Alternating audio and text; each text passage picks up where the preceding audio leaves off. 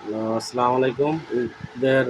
কুরবানি ঈদের গরুর হাটে আসছিলাম। কুরবানি ঈদের আগে আইসা গরুর বাজার ঘাটের কি অবস্থা একটু দেখতে আসছিলাম।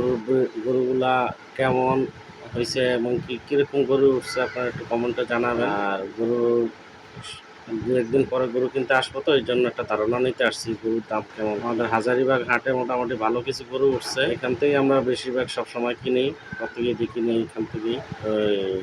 এবারও আসলাম এই কেনার 2 দিন আগে। গরুটা একটা ধারণা নিতে আসছি গরুর দাম কেমন কি। তবে এবারকার মনে হইতেছে আগের থেকে গরুর দাম একটু বেশি। আপনারা কমেন্টে জানাবেন গরুর দাম বেশি কিনা। এই যে একটা গরু গরমে একবার অস্থির হয়ে শুয়ে আছে।